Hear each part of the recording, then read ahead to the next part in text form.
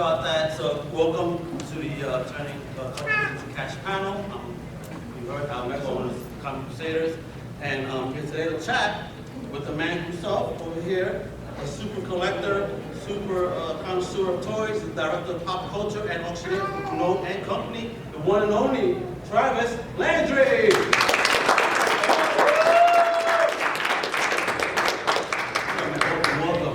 You guys, the man right here, Eli. Hi. Yes. How we doing, everybody? Thank you for coming today. So I'm assuming everybody here is because they like collectibles, they like comics, they like pop culture, toys, and everything fun, right? So everybody in the room, woo, that's why we're at Comic-Con and everything. So we're going to be talking not just about the fun of toys, comics, video games, trading cards, and all that crazy stuff, but we're going to be talking about the financial and the investment aspect of it, and how it's really not just a world of, you know, playing with toys and comics anymore and just, whoa, there we go, woo! All right, nice. It's not just a world of playing with these comics, reading the comics, playing with toys. There are people, financial advisors, lawyers, doctors, who are building personal portfolios of these items as an investment, no different than buying a stock in eBay or Amazon, Apple, or anything like that. So that's what we're going to talk about. And the biggest thing I open with, my name of Comic Crusade, is comic speculation. Now, I'm sure you deal with speculation news and everything like that. Absolutely, man. It's the world of comics nowadays. You got everything from variants and version variants and artists doing this, that, the other, and it's wild in order to try and gauge what it is going to have that turnaround. And that's what we look at. It's called a key issue. So a key issue in comics, anything of historical significance, first appearance, death of a character, origin of a story, a costume change, anything important. And really, when it comes to speculation, what we do is we play the movies, right? Because think of it this way. Comic books in the modern day superhero were originally created in 1938 with Superman and Action Comics 1. So we're in 2019. We are 81 years after the creation of the first modern superhero. So 81 years of people reading comic books, there's going to be a ton of collectors out there. So the market's just not here for today, it's for the next 5, 10, and 15 years. And the biggest boom where we see is thanks to the MCU in 2008 with Iron Man. I mean, how pumped was everybody when they first saw the first Iron Man movie back in 2008? Yeah, right? He's raised his hands. Like, that was a great movie. Prime example, right? Go back to 2008, 2007 even. You could have bought a Tales of Suspense 39, first appearance of Iron Man, 1963 comic. You could have bought that in a medium grade for easily under $1,000. You could have bought a nice copy for $800, $900. Today, if you're going to buy, say, when we talk comic conditions now, when we say graded, we use a numerical scale. If you're going to go buy a 2.5 graded version of Tales of Suspense 39 today, and that's a poor condition comic, you're going to be spending $5,000 and $6,000. So imagine if back then you had the foresight in 2008 to buy one for $800, $900. You'd make 5 times your money. You're not going to get that interest in the bank. So looking forward, we try to see what movies are coming out. Okay, so Marvel just had a huge wave of announcements at San Diego Comic-Con with Phase 4 confirmed. We know we're going to have Doctor Strange into the multiverse. We're going to have the Eternals, Blade, Shang-Chi. That started exploding, that book already. Prime example, yes, Special Marvel Edition 15, right? Now, I was able to pick up one copy ahead of the curve, a CBCS graded 9.2 example.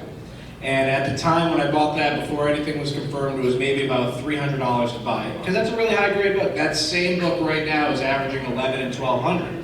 So that's 4 times your money made within less than 6 months. I mean, you just can't really do that. An announcement. Yeah, because of an announcement, because of a confirmation of the character entering the Marvel Cinematic Universe.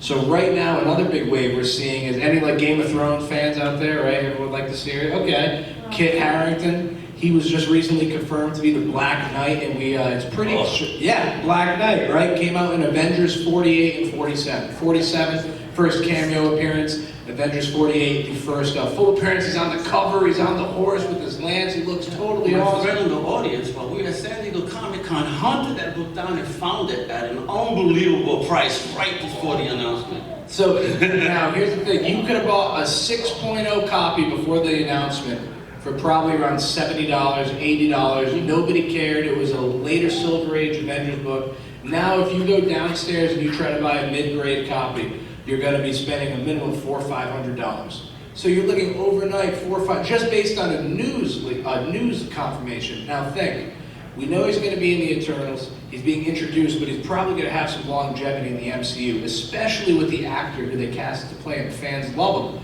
So even right now, the bubble's a little hot. Until the Eternals comes out, if we wait 3 to 4 months, you're going to see prices come down a little bit until your first trailer is released, before you see shots on set, anything that gets people anxious and excited for the movie.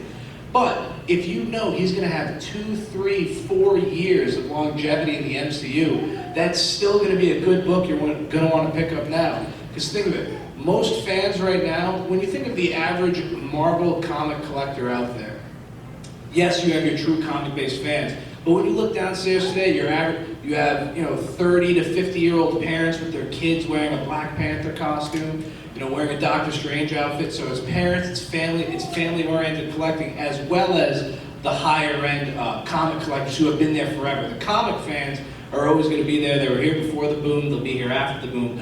But that mass market audience is what's driving prices up like crazy. See, you mentioned the Eternals. That's that funny one that I had bought the complete one for $80 at one point, a year and a half ago.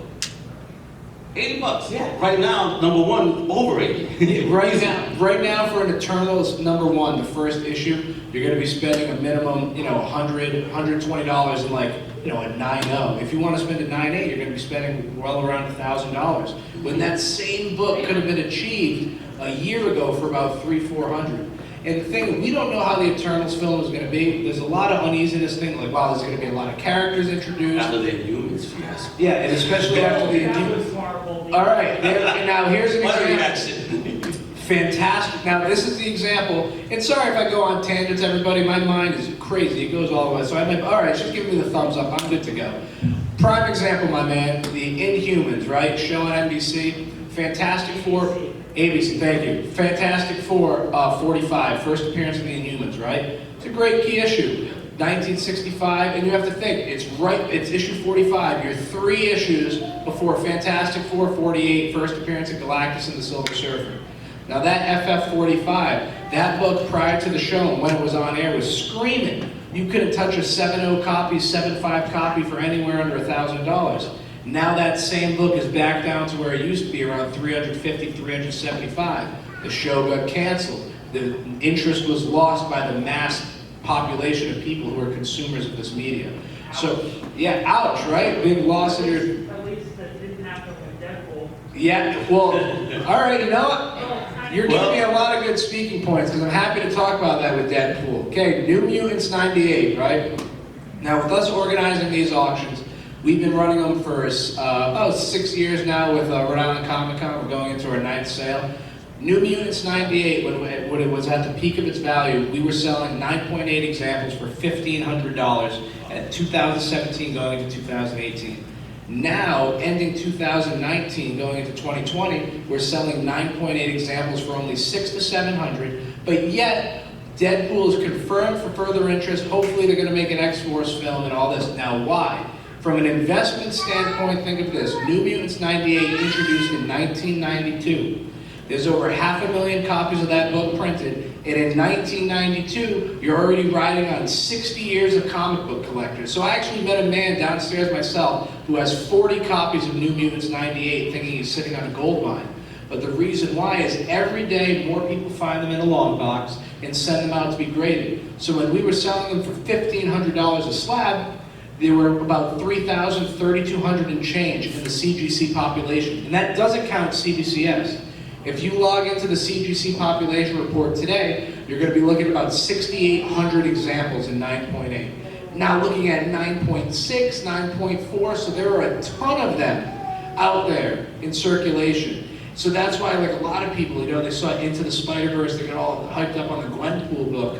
That was insane after that movie. Insane. Spider-Gwen, that's Into the Spider-Verse issue 2. Now that book in 9.8, right now is averaging about $1,200 to $1,300.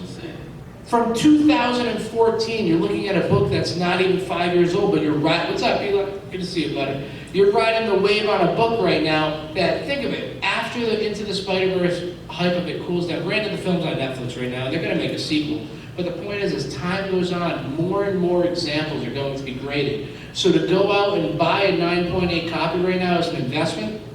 you've already missed the bubble. The book is only destined to go down in value as more come out to be graded. So from an investment standpoint, you have to think of two things. Historical significance, but rarity as well. It's a scale. The reason why first Iron Man, first Thor, all these books are so valuable, first Fantastic Four, you have early Silver Age comics. Yeah, question in the back. Yeah. So Come on to the mic so again everybody can hear you. So on the, you're talking like the Inhuman stuff and all that. So what are your thoughts about, say, people who are buying the books now strictly for investment things, like they did in the 90s? You know, X-Men #1 came out, the Jim Lee run, 5.5 million copies, almost killed the entire industry. Now you have stuff like they announced that Black Widow movie, the Taskmaster first appearance goes through the friggin' roof. Yes. But the book itself, there's a ton of copies in print. The art's ugly, the cover's horrible, but now all of a sudden that book's worth 7 times as much. People are stocking it up, put it away to put their kids through college and pay off their houses. But in the long run, if you're doing that as a comic fan, you're paying $100 for a book that will definitely fall way back down to earth once that movie comes out, unless he's very prevalent. So that's the thing, the Taskmaster book. Yes, it is. Thank you. That's a very good question. Now, Taskmaster, that's a 1982 comic, so you're late Bronze Age, early Copper Age, however you want to argue the standpoint of time.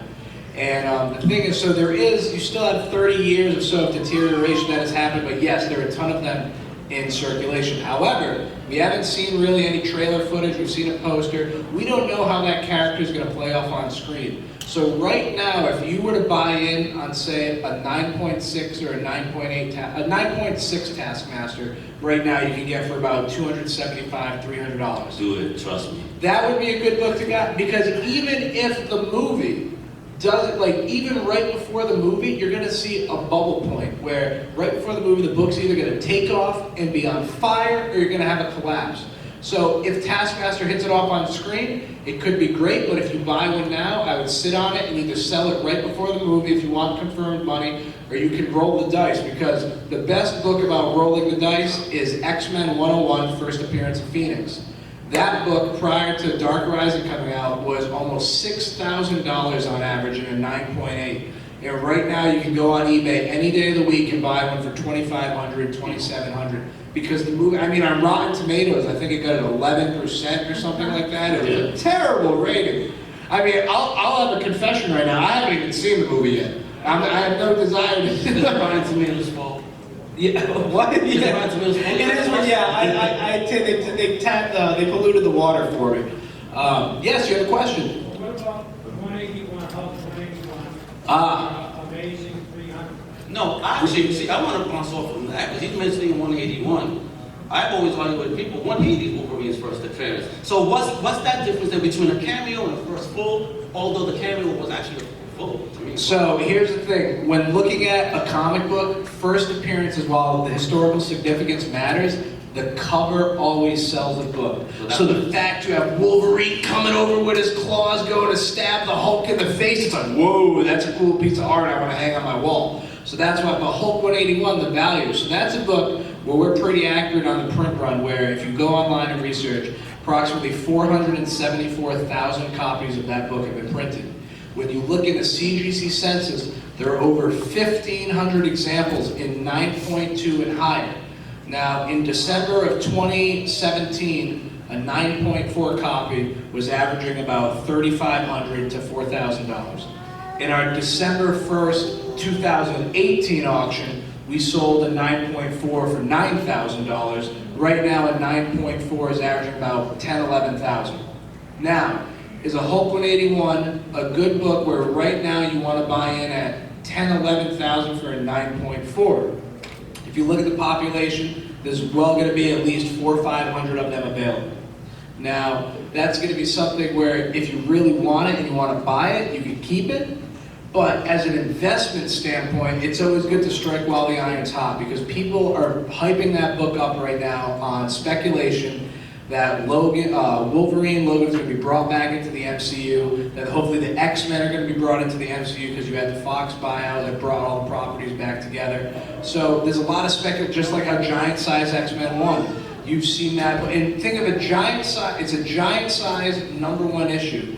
Those are always the books that Marvel printed, typically double the amount of compared to, say, like a normal Hulk 180, 181, 182, or a normal book in the run.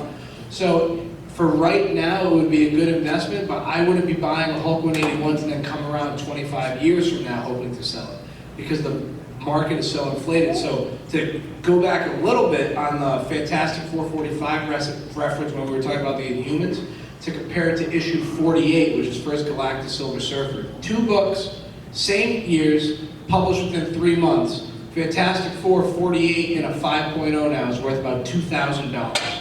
Whereas before, a year ago, that book was only worth about $400 to $500. You're at 4 times your value. The reason is, you have the Fox buyout with the Fantastic Four, now the property, potentially they're going to bring in the Silver Surfer or even bigger. A lot of speculation that Galactus is going to be a larger antagonist, because you have to think, well, now Thanos is dead. Who's going to be bigger and badder than Thanos? We have to think of a great character. So there's a lot, that's the thing. The market is fueled by speculation, and we find this news by Twitter, Facebook, Instagram, following actors, news outlets, and figuring all this stuff out as to what potentially can happen in the future. And the other thing I always like, right, this is why this kid's right here, is because think of the future, people who always worry like, oh, are comics gonna die next year, 2 years? It might not be 5 years from now, it's not gonna, it could be 50 years from now. If 50 years from now we haven't made a superhero movie in a long time, then yeah, there might be a big dip in comic, but think, he's 13 years old right now, okay? Did he ask for a loan from his parents like you did? No! Actually, he came to an auction with me for the first time to buy and sell, and he did a really great job. Yeah, so he has the bug to flip, but here's the example is, we have to think 13 years old, right now, he's grown up and being bred on the MCU, Star Wars, I mean, Episode 9's coming out, you're having the capstone. So just think, when he's 30, 35, 40 years old and has expendable income, just like us sitting in this room today, he's gonna want what he can relate to. If he loves Black Panther, he's gonna want a Fantastic Four 52. If he's a huge Doctor Strange fan, he's gonna want a Strange Tales 110. Now here's the fun thing, this kid is smart because those 2 books I mentioned, he has them in his collection. Oh, nice. And he has, so Strange Tales 110, that's a book right now where no matter what condition you can afford to buy one in, you 100% should invest, because here's your comparison. Strange Tales 110 and a Tales of Suspense 39, first Iron Man, first Doctor Strange, printed a month apart from each other. For the cost of buying a $5,000 Iron Man, you can get the same condition Doctor Strange book right now for $1,200 and $1,300. If you want to buy a nice low-grade copy, like say a 2.5 or something like that, a 2.5 Strange Tales 110 you can buy right now for about $800, $850, whereas a 2.5 Iron Man would be $4,000. Even at a 1.0, if you just buy a 1.0 first appearance of Doctor Strange right now for say $300, $350, if you were to compare that to an Iron Man book, you'd be spending $1,500, $2,000. Now think, Doctor Strange 2 is confirmed. We're going to have the next wave of Avengers. We know he has like, oh man, I dropped Benedict Cumberbatch, right? I pronounced the name correct, thank you. Yeah. Yeah, he has the contracts in place for the next 3-4 films. That book is bound to grow. The population is lower than Tales of Suspense 39. The print runs are the same. The historical significance is the same. First appearance of 2 major characters. That book has a ton of room to grow. So let me ask you, how does the speculation equal the valuation? How do we come up to a valuation of what we are trying to push? That's actually a really great question. So if you want to think of a potential return on your investment of books you're buying, you need to compare it to like things. So if you want to invest, say, like if a big speculation on Deadpool with X-Force and hopefully Alpha Flight and all these things coming out, if you want to potentially buy an X-Men 109 or an X-Men 109 first appearance of Alpha Weapon, 121 first appearance of full appearance of Alpha Flight. If you wanted to buy one of those books, you would say, okay, what can I compare them to of an equal age of what could potentially, what value it could rise to? Well, you can compare Hulk 181, they're printed within the same time, giant size X-Men, X-Men 101, Fantastic Four 112, Thor 165, Thor 165, first appearance of him, who becomes Adam Warlock, another huge speculation for Guardians of the Galaxy 3, in Marvel Premiere 1, which is the first appearance of Adam Warlock, and the Soul Stone. So, yeah, do you have a question? Yes. Okay. Did the initial popularity of the book on its original release influence its collectability now, or is it all based on the market? That's original influence is very important when it comes to your key books. Fantastic Four, Iron Man, X-Men, any of those, Spider-Man, any of those true, like the Marvel age of comics, when you look at the Silver Age. Those books have Steve Ditko, Jack Kirby, Stan Lee, I mean, those guys have a die-hard following for people who were born and bred during that era. But when you get to some of the real esoteric things, like the Eternals, even though, yes, that is a Jack Kirby story, or Shang-Chi, or some of these characters that they're kind of plucking in between out of nowhere, that's all driven by the market. Because you could not, like my man Al here is saying, you couldn't have given away an Eternals run 2.5 years ago. They were bin books for the most part, unless they were perfect high-grade examples. But because you have this mass influx, Angelina Jolie's confirmed as an actress in the film, I mean, you have all these big names coming around the film, it's just going to drive interest crazy. See, you mentioned, big two books mostly. Is the same valuation for them independent books? So independent, that's good quick, because right now everybody's freaking out. We just saw the trailer for Bloodshot with Vin Diesel. And That was great. Yeah, it looks like an awesome film. Now, Valiant, Image, all of this. Think of this, Spawn 1. They printed over 1 million copies of Spawn 1. I mean, just as an example, right? I had, recently this past year, I had a major collection from Ontario, Canada, 120,000 comics we handled at the auction house, all new old stock. There were 500 copies of Spawn 1, brand new. And I sent out 50 of them for grade screening, like, oh wow, I'll get 50 of them graded 9.8, we'll see what happens. How many? Out of the 50 I sent, 50 of them were grade screened at 9.8. And I'm like, I don't need 50 copies of Spawn 1 at a 9.8. They're out there. So with Bloodshot, first cameo appearance, Eternal Warrior 4, which is a lower print run for Valiant. That's a good book. But Rise Zero, which is the first full appearance of Bloodshot, that was a special zero issue. It was made in the mind of people buying it at the time. It was a made-to-be collectible book. So the future of Valiant, exactly. So a book like Rise Zero, right now you can go buy one in 9.8 condition for 125, 150 bucks. If you buy it right now for 125 bucks in a 9.8, you really can't lose that much. It's a 9.8 grade. You're gonna die. I went to a store called the Pool Store here 2 years ago before it closed, and I bought the majority of Valiant first appearances for $0.25 each. Yeah, see, $0.25 each. Because Valiant, I mean, think of it, Valiant Comics, everybody always thinks of all the, like, Wildcats, Jim Lee's Wildcats, and all these other 90s esoteric brands. Nobody would have ever thought that now we'd be seeing them in film and on TV. So that's why you can never, it's like, what is something worth, right? It's only worth what someone is willing to pay. All of these comics, whether how important they are historically, they're paper with ink that was originally 12 cents and they were meant to be thrown out last month's issue to buy next month's issue. So really to think about, wow, are these events? No, that's why you see huge dips and dives in the market, because the minute a character's cold, everybody loses interest in it.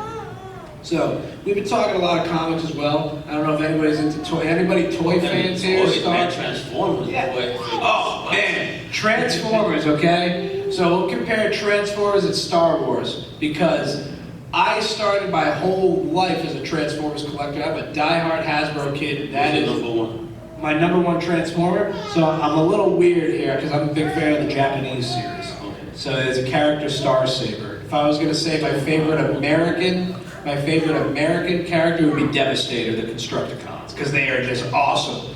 Constructicons. When they combine, it's great, right, Jared? You know what I'm talking about. So now look at this, Transformers. There's a market. 2007, the first movie came out. It exploded. You were seeing G1 Optimus Primes, mint in the box, complete, not sealed, just an open mint in the box Optimus Prime, selling for $500 to $800. Now that toy is about $200, $225. Oh, we got a question way at the back. I sold just the box for $350 when that movie came out. Just the box. Just the box, okay. I had a spare box. Now we're in 2019. G1 Optimus Prime has been reissued 37 times. You can still go buy one at Walmart, right? Even though it doesn't have the trailer. Why is it's it just Optimus now? Yeah. So I picked it up though. I had it as a kid, and my brothers were born, and no more Transformers for me. Yeah. I kill them every time I come to a show. I say, look how much it's worth. What are they gonna give me?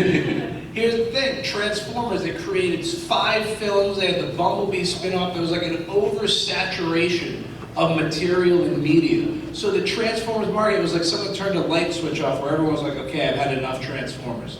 And now it's like, oh, man, you know, the value of the market is just that middle ground collector community of the fathers with their sons and the family. That dissipated, and now we're just back to the hardcore fan. Think of it this way. From 2007 to 2013, there was a thing done in public. There was a Hasbro and another company, Fun Publications, called BotCon. There used to be a JoeCon.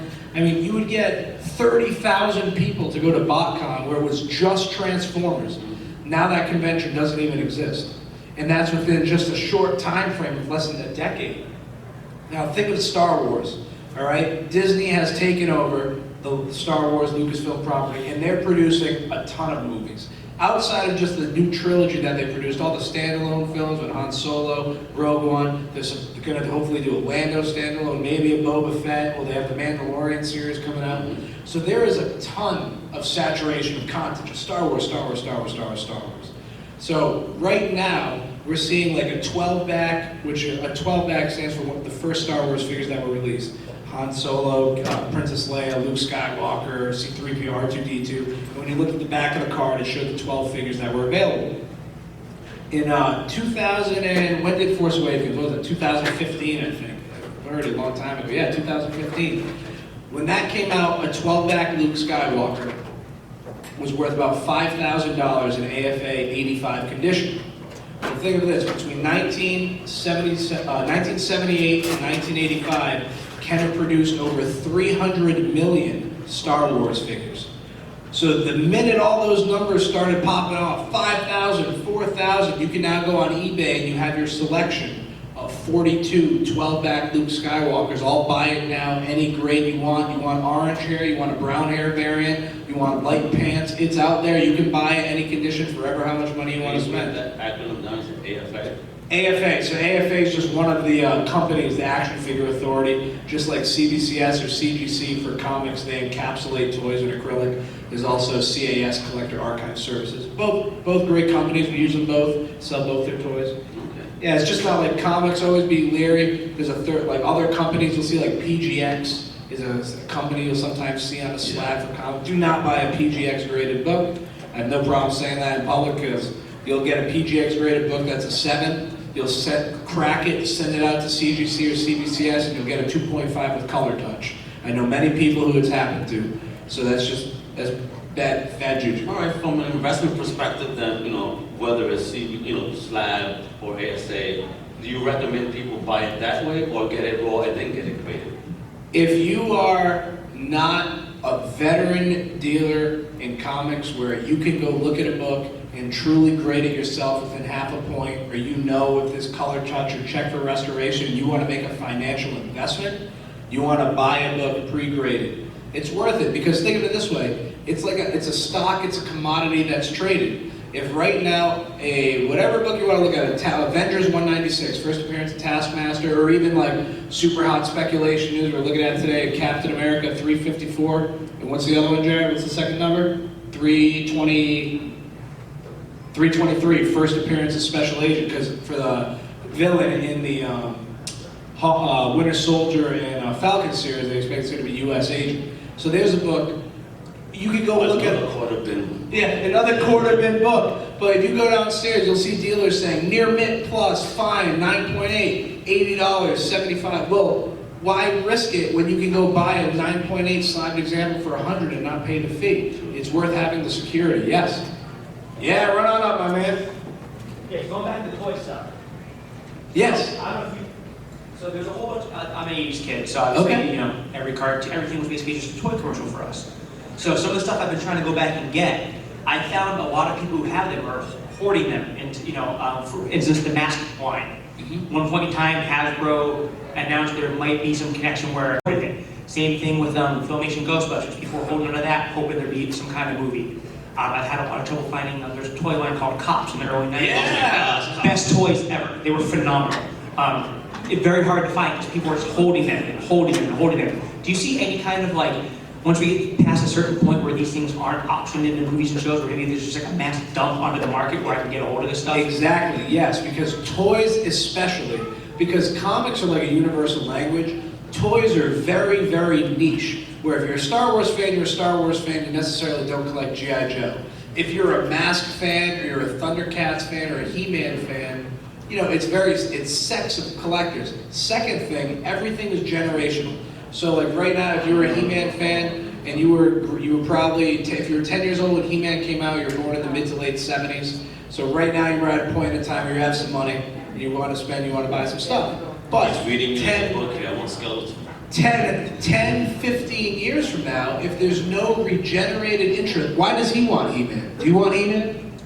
No, he just said no. Once the new show comes out, he might want it. Yeah, exactly. If a new show comes out, then he'll want He-Man action figures. But otherwise, you're not going to be able, there's going to be no interest there. Prime example, 12-inch G.I. Joes, right? And I have a family friend who, he's also, like my dad's the chief of police, so he's a fellow cop, had one of the best collections of 12-inch G.I. Joes. I mean, we're talking the G.I. Joe nurse in the box, we're talking the African-American soldier in the box, factory sealed. And like this example, the African-American G.I. Joe, when it was at the peak of the market, was about $10,000, $12,000 in the box. Today, you're looking at something you'd be lucky to maybe get $2,000 for, $2,200, and it's just the fact the 12-inch G.I. Joe line really ended and tapered off once you get into the late 70s, and it wasn't even World War II based by then. It was the adventure team. Then you had the crazy guy with like the see-through limbs who was kind of kinetic, and they had the slender form bodies in the late 70s. So now, once you get that generation who played with 12-inch G.I. Joes is in their 60s and 70s, they're at the point in time where they want to get rid of their stuff. Granted, we're already seeing interest fall off in the 3 3/4 Joe versus Cobra, let alone the 12-inch. Yeah, think the 3 3/4 Joe. Is there anybody here right now who wants to say like G.I. Joe Rise of Cobra is the best movie they've ever seen? Or it competes with anything in the MCU? Does anyone want to say that? Not in a million years. Not in a million years. So thank you. So the problem we get is you only have those true diehard G.I. Joe fans that grew up who want to collect the toys. Like the holy grail, creme de la creme for G.I. Joe has always been for a USS flag. Factory sealed in the box. Oh, yes. When I was on Toy Hunter back in 2013, we sold one in the box for almost 10 grand. In fact, It's a huge toy. yeah, it's the biggest place He was set. the king of toys, the king of playsets. I lived in an apartment in Brooklyn, no way her mom was getting me that. Yeah, I forget, it's terrible, I'm not a sports guy, I forget the dude's name, but on the episode, we sold it to someone from like the Green Bay Packers, a defensive lineman, so he was gonna make it into a coffee table, put it in acrylic, make a table. So that's a very high-end special client. Whereas today, most people look at it like, I gotta put a 5-foot box in my house? I barely have room to put a shelf to put books on or anything like that, because everyone's a minimalist. So it takes a really special person to want to buy a USS flag. That's why now, if you want to buy one factory sealed, even with the external shipping case, you can get one for about $3,500, $4,000, which is still a ton of money. Don't get me wrong, $4,000, yes, that's a really good chunk of change for the majority of society. But the thing is, that used to be something that was 60% more, because now there's just no rebirth giving interest into G.I. Joe. I mean, walk down a toy store today, like go into Walmart, you know, our Rest in Peace, Toys R Us, and look at the Transformers and the G.I. Joe section. I remember when I was a kid, and like in 2007 when the first Transformers movie, the whole aisle was Transformers. Now it's like they have a little sliver this big and half of them are on the ground. When I was a kid, it was my mom pulling me away. Now as an adult, when that happened, it was my wife pulling me away. I haven't seen a 3 3/4 G.I. Joe on a peg in about 10 years in a store, in a standard retail store. They don't have sections for it anymore. They don't need it. Exactly, because there's just no interest. There's not a demand. There's no cartoon around supporting it. There's nothing that really. There's no apps around it. Yeah, there's no app. Well, there you go. I'm happy you just said apps, because that set the biggest light bulb off in my head right now. The biggest boom in the pop culture market that I bet one of you in here has it is Pokemon, Yu-Gi-Oh, and obviously Magic the Gathering, the big 3 of TCG trading card games. All right? We're in a world where now, before it was always the first edition Charizard, and it was like, oh man, the Gen 10 Charizard, you know, there was that Pawn Stars episode where it was 25,000, and everyone's like, oh my god, this is crazy. Now we're 9 months later, and that Gen 10 Charizard for 25 grand was a steal. You can't get one for under 40,000, 45,000 right now. But just like comics, we're seeing mass Pokemon cards from 1999 base set and 2002 Genesis, the first 2 core years of Pokemon, where you can even have a Blastoise, non-first edition, just a Blastoise holofoil card in really nice shape, and it sells for $200, $250. Yu-Gi-Oh cards, which is the newest of the big three in TCG, released in America in 2002. A Blue Eyes White Dragon, that trade card. I mean, I remember opening a Seto Kaiba starter deck for Christmas one day. Open it up, rip it open. That that Seto Kaiba Blue Eyes White Dragon in perfect shape right now is $6,000 to $7,000 for a gent. Yeah, it's unbelievable. The Legend of Blue Eyes White Dragon, the very first Blue Eyes White Dragon, where it has like the crazy distorted neck that comes out, that's averaging $8,000 to $12,000 in Gen 10 condition. I mean, these are cards that I played with myself, and I'm 24 years old, and now we're already seeing that big of a boom. I mean, even through work, I recently had to do an appraisal because there was a huge lawsuit over Magic the Gathering cards for over $500,000 worth of cards because a Black Lotus today from a beta set in 9.5, not even 10, 9.5 condition, $130,000, $140,000 for a trading card. So that's the top end. So you have to think all in that middle of the road, there's a ton of room for a market to grow. And think of it, 1999 Pokemon came out, and we have Pokemon Go now. We have all these massive movies like Detective Pikachu with Ryan Reynolds who voiced them. There's so much interest. And again, Eli, you love Pokemon, right? Yeah, How many cards you got at your house? over 5,000. How many cards? Over 5,000. Okay. 5,000. And he's 13 years old. Now, if you're making a ton of money when you're older, would you love to have a first edition Charizard graded? Yeah. Okay. Would you like to have a Battle Armor Skeletor graded? No. Do you know what that is?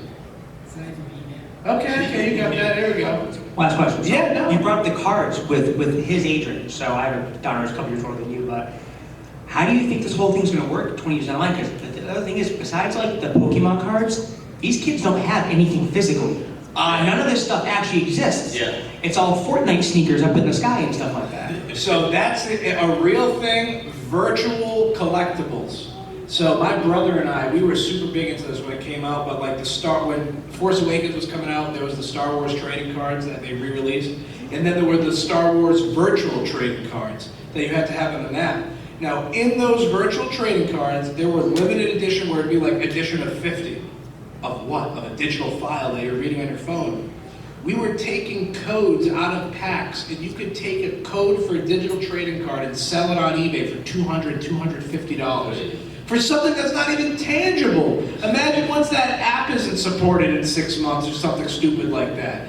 I mean, the mindset, it's really, that's why the world of collecting today, there's no limit to it. I mean, just as a perspective, would you think there are cereal boxes worth $5,000 and $10,000?